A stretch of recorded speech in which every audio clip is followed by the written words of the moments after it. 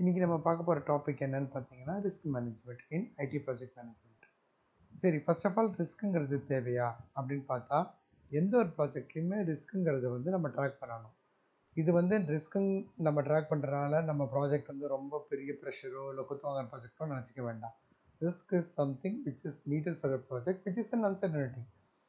ரிஸ்க்குனால positive இதுவும் அவுட்கமும் வரும், நெகட்டிவ் அவுட்கம் வரும். நெகட்டிவ் வந்தால் இம்பேக்ட் அனாலிசிஸ் பண்ணி நம்ம மிட்டிகேட் பண்ணிவிடுவோம்.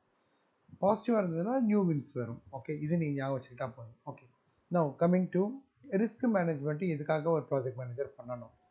எதுக்காக பண்ணணும்னா, அவனுக்கு அந்த ப்ராஜெக்டில் எப்படியெல்லாம் ஃபார் எக்ஸாம்பிள், இப்போ புது ப்ராஜெக்டை இல்லாமல் new existing project take over பண்ணுறோன்னு வச்சுக்கோங்க.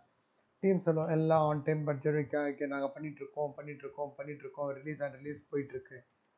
Is it really good?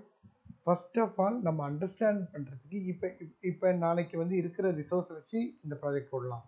What if that resource is going to put papers.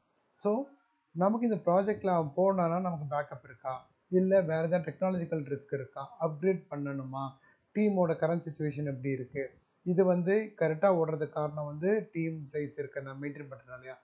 டக்குன்னு வாட் இஃப் கஸ்டமர் சைஸ் எனக்கு அவைலபிலிட்டினால ஒரு ரிசோர்ஸை குறைக்கிறேன்னு சொன்னால். ஸோ இந்த ஒரு அண்டர்ஸ்டாண்டிங், இந்த ஒரு ஃபோர்ஸிங் தாட் ஒரு ப்ராஜெக்ட் மேனேஜருக்கு வேணும். அதுக்காக he has to undergo. First அவன் அண்டர்ஸ்டாண்ட் பண்ணிக்கணும்.